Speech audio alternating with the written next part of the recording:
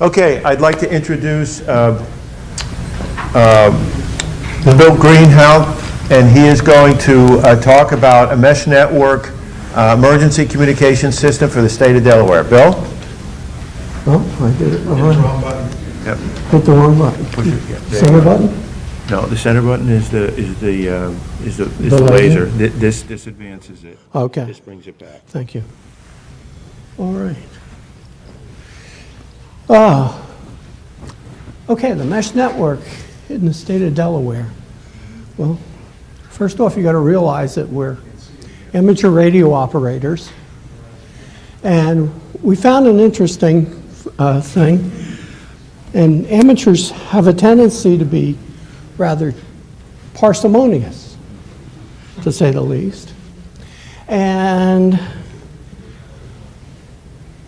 so we chose the mesh network because the off-the-shelf equipment, the commercial off-the-shelf equipment, was compatible in both the commercial bands as well as it was in the amateur bands.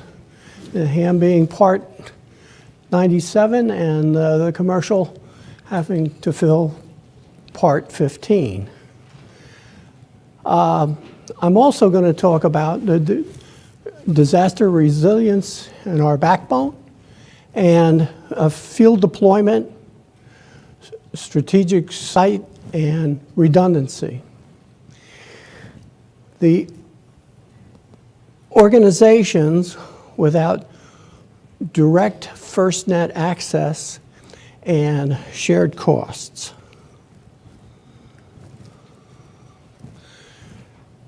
Fundamentally,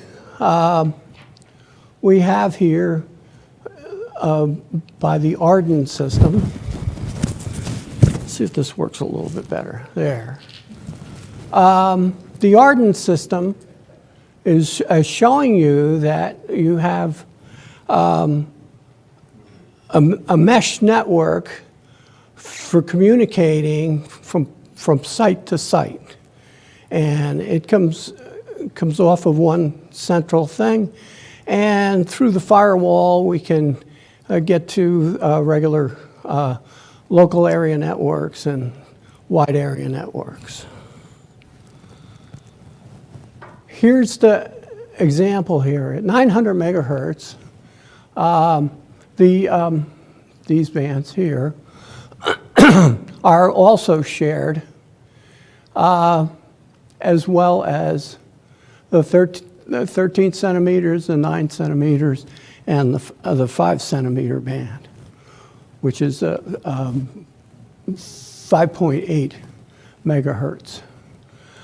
And the green is the amateur, and the other is the commercial, and how each one has to do with it. Okay, how does it work? The optimization link state routing determines the path. Here we have A and here we have B. We want to talk from A to B. And if the quality isn't good, we're going to have a degradation in the path of some sort. But if we put other links in, this will follow the other links, and it does it by pinging the source and then pinging back from where it came. And here's the math that goes along with this. We're looking for link quality and packet loss. So if you have too much packet loss, it's going to drop the link quality. And here we end up with the example that we had on the previous page here of an 80% loss. And these other ones are 100%, 100%, even though you're going through more structures.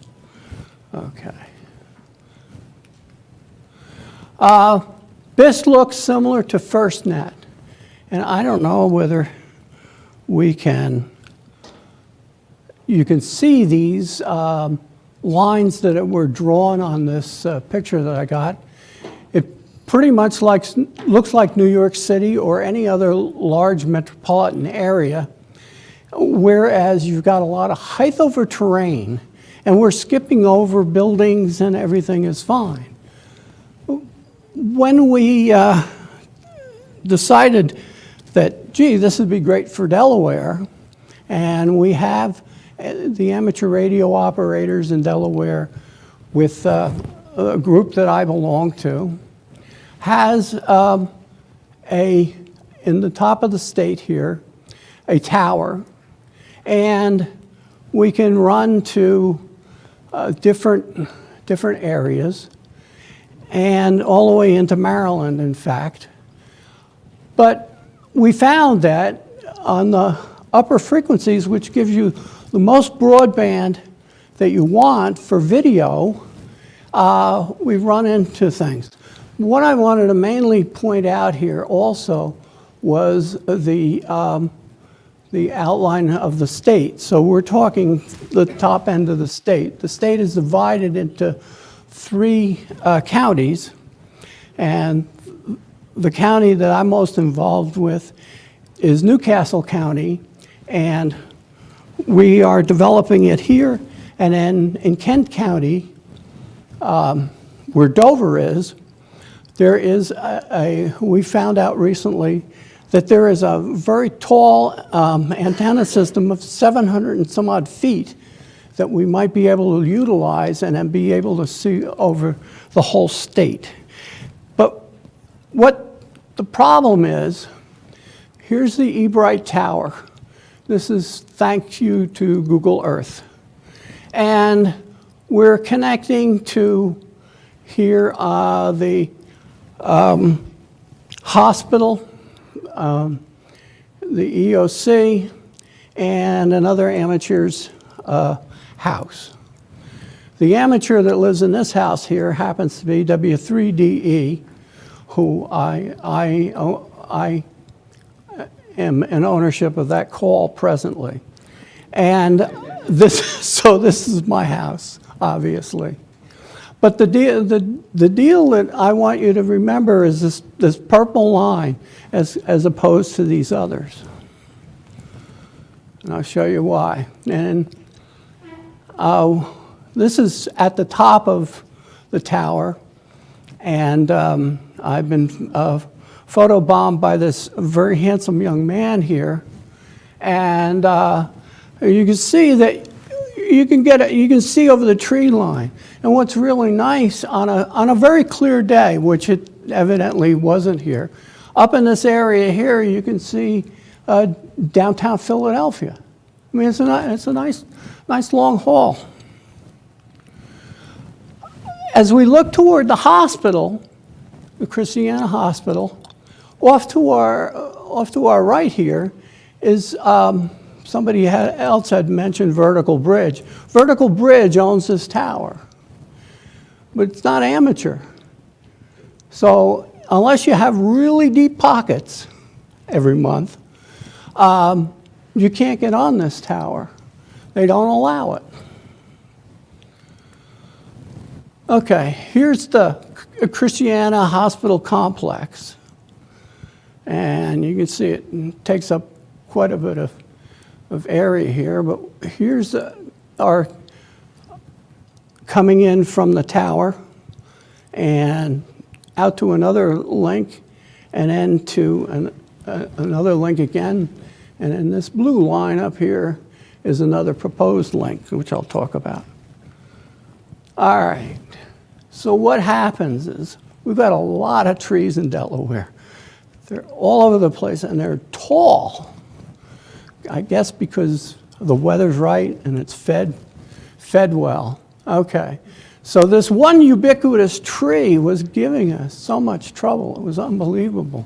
And we found that, you could tune it, but at these frequencies, at 5.8 gigahertz, if you've ever heard of picket fencing, the picket fencing that you get is like less than this. You might have 10 picket fences in that small area of just moving the antenna. So it got to be a problem of study. And this is that other purple line coming down here. We found that we couldn't get to his house, N3LUD. N3LUD, as you'll find at the end, runs the amateur section, amateur radio section in the Christiana Hospital. So he's a good man to have on the team. Every arrow pointing down here is a tree that we had to go through to get to his house. And we finally did it coming down in frequency, and we were able to operate video at that frequency and have enough broadband that it was very intelligible. So we preferably would like to work at 5.8 because you got the most broadband, and 900 works. We'd actually like to get it down to 70 centimeters, which is the 440 band, and we would be able to get through a lot of trees. Now, the Fresnel zone here that is created over this distance from one high object to the other, being this would be the tower, say, and this would be Christiana Hospital. And you've got the tree in the way, takes away from the signal. And this is the math to work it out, but I'm not going to spend my time with that. And even going from Ebright Tower up here in northern Delaware down to the EOC. It looks like it's just a real easy shot. It looks good on paper, as they say. But here's the path. We found that the Wilmington Savings Bank cut off a lot of the signal and was blocking our Fresnel zone. So we had to pass through and then adjust the antennas on the roof of Christiana Hospital. So here's where we ended up on top of Christiana Hospital. Here is our Fresnel zone, and this is going out to another area. So we were taking advantage of all of the high places that we could find. But you've got things on the roof that you got to make sure that it's not in the path when you set your equipment up. And that gets to be challenging. And of course, people don't want you running around on their hospital and things like that. This is kind of typical of the antenna, which is a transmitter, receiver, and all of the things that you get for your money. And in here it shows entry into the building, and this is a pretty typical setup if we're going from building to building, in the fact that we go through the switch, and this UPS is very critical in the fact that you don't want to have any interruption of the power, and everything has to reset itself and so forth. It will, when the power comes back. But with the UPS, we find that the outages that we have in Delaware are sometimes for short duration, for the fact that they are just switching the power requirements from the power company. We've got a telephone here. We can do video with a laptop. But what is really, really interesting here is there's not a lot of training involved when we set this network up, for the fact that people do know how to use a telephone, and we don't have to put a a user group together. People are familiar with how to use laptops. So if we take a volunteer that comes in and says, oh, I want to volunteer, I want to help out, they're immediately familiar with the stuff. You might have to tell them, you press that button for the directory for where you want to go, and either to another EOC or to another hospital or whatever the occasion is, and it works. And they know how to work a telephone, but it's going over amateur radio, and the amateur radio operator is monitoring all this. Okay. It was brought to my attention that we're replicating Firstnet, and I shall explain why we're not. Firstnet has to do with the body camera. We've got a policeman here. We've got a dash cam. We've got everything else. Going through this cradle point router out to band 14, 700 megahertz. The government gave them the whole band. The common carrier here is like C-band or K-band or anything that either gets you to a satellite or gets it around. Okay, so this is really good, but remember, this guy's a first responder. Okay, in a disaster, he might get to the disaster and then within seeing the size of the disaster, he's going to be overwhelmed. So he needs backup, he needs everything else in the system. But he's able to communicate well. Okay, so Firstnet here, and this is what I want to show you, is just that they have all of this information, all of the monies that were set aside, and it was also talked about earlier, but this is it expanded out. $14 million. If I had $14 million, I probably would be doing something else. State of Virginia, $7 million. I still would probably be doing something else. It's a lot of money that's going into this, and it has free reign, but it's going to take forever. And we don't want to wait around that long. So what we're doing here is we're taking the repeater linking system. It was first tried with WiresX. It's a really neat system. Everybody's linked in. You don't have to even have a repeater, or you just need the WiresX system, and everybody is put into like one room, and all of the transmitting and everything is taken over by WiresX. But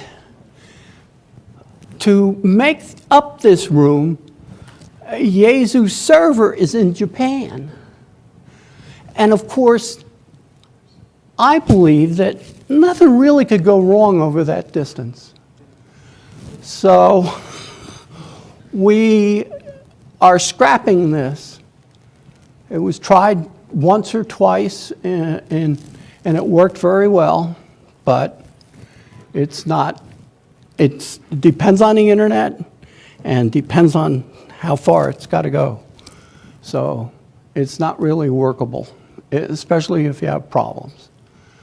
Okay, so where are we so far? Here's the link between the hospital, the link between N3LUD through the trees at 900 megahertz, the link to my house, and then I'm supplying the internet, aren't I a nice guy? And other DRA activities from different people that want to be involved in it. The different people that want to be involved in it are excited about it because it's something new, you know. Oh, it's new, so I got to have one. So what we do is say, okay, you got to buy your own equipment, but you're only going to lay out about $75 for this equipment. And compared to the 14 million, that's pretty good cost ratio. And the fact that the stuff is already built, all you got to do is plug it in, and it works. It's fantastic. So, with that in mind, a lot of people are really signing up and wanting to do it. The hospital themselves said, yeah, we want to get in on this because we know this will be more secure backbone for when we do have a disaster, and we're going to get through. It sounds a very sound idea.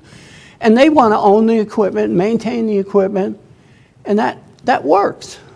Okay? So there is really a very low financial burden on the different individuals. So, what does Wally have to say about this? Wally, did you Uberize the slide deck? I harmonized it in the cloud. Are you ready for trans-domain kickoff? I put the descriptive mesh network in the microservices of the Internet of Things. He likes the jargon. Will that be good enough to ask the fridge? Or do we need to start a dissenter mediation? It depends on if you have enough bandwidth to grow with and to hack the analytics. Okay. Hope the clicks and mortar strategy staircases takes off. Okay. Dilbert, realizing that this didn't sound quite right in the meeting, corners Wally and says in the hall, "I'm almost certain that was nonsense." Well, sometimes it's about the journey. So that's why I'm in it. I'm in it for the journey. Everybody, when they first started to look at it, couldn't see that it was that good of an idea, and you couldn't do this or couldn't do that, and there's lots of naysayers to get through. So, Paul Milazzo here, K3 PGM, he was the genius that came up with this.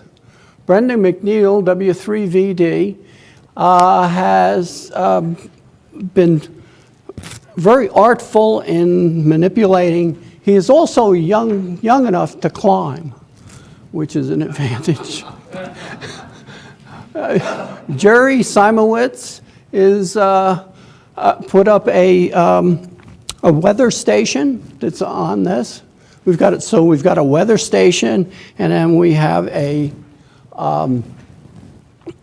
camera to test the stuff out, and then you can operate the camera and pan around. The camera's on top of the eBright tower. And Jerry, we find out, also has some deep pockets, which is helpful. Somebody mentioned earlier about an anesthetist needing help for one of their operations, and here he is, Rob Olszewski.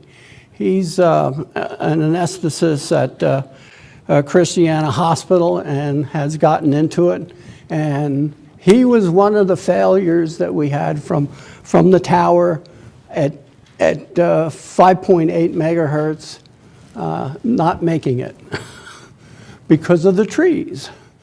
Frank Filipkowski has been working with all of the other clubs throughout the state. He formerly was with the ARRL, so he knows all of these folks. He was our Delaware coordinator for the ARRL. Robbie McRae is the gentleman that actually owns the tower. He's W3RSM, and he has never charged us for electricity. 5 minutes? I'll be done before that. Thank you. Marty Brett, also involved with the other repeaters and towers that on hand. Dave Scott works for the county, and you see he's also very, very helpful in getting this. Lee Gray lives in Maryland, is part of our club, but he also has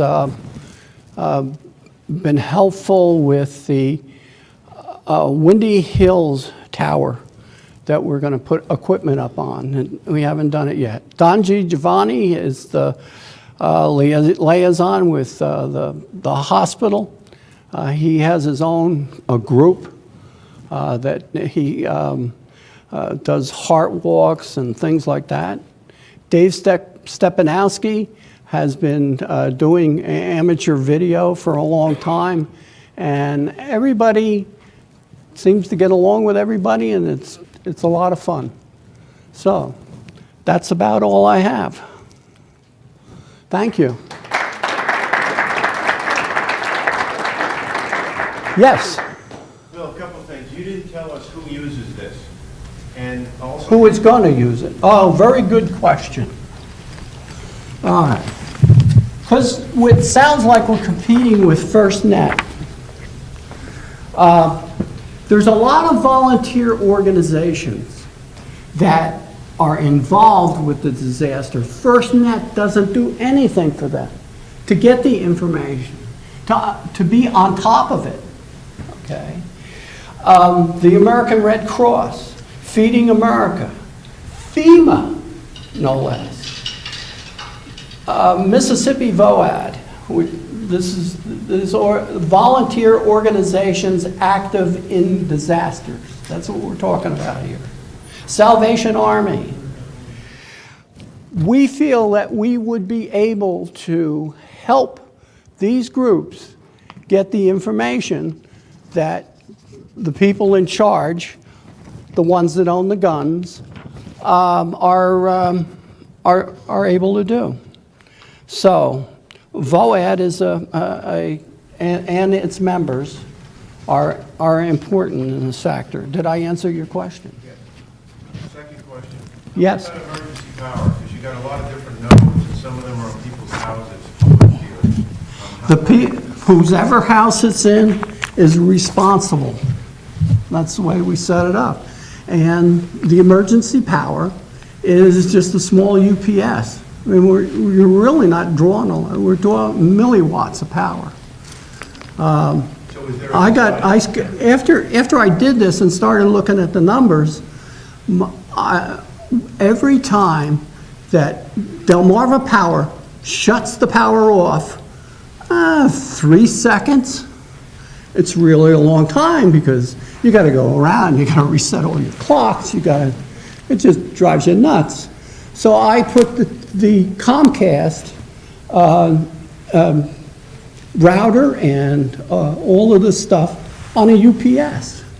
And I don't have to wait an hour or more for the guide to come back on the TV. So I think it's a very good. So everybody that's doing this, they got to buy a UPS also. And we find it's better than a generator. You get power down. A generator is good.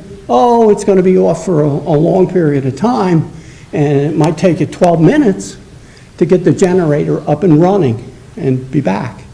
This, with the UPSs, there's no interruption.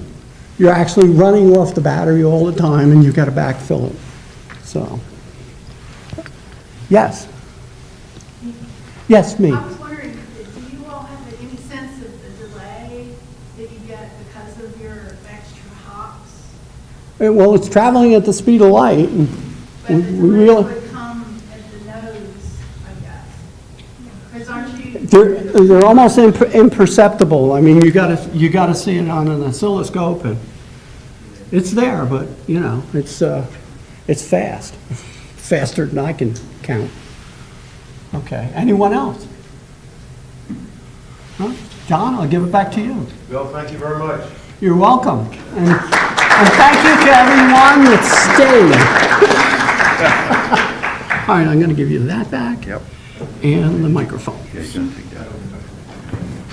Okay, I'd like to remind you to please fill out your presenter forms and either leave them on the table or preferably give them to Dave outside. I want to thank Dave and Karen for helping me. You can't put on something like this without a lot of help. Also, the other RCA members.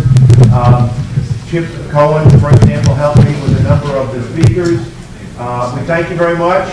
If you got any suggestions for next year or for topics, please write them down. We do listen. And we'll see you at the cocktail hour in about an hour. It's in a different place. It's at the Duquesne Club, but we've got the address up on the signs. Thank you.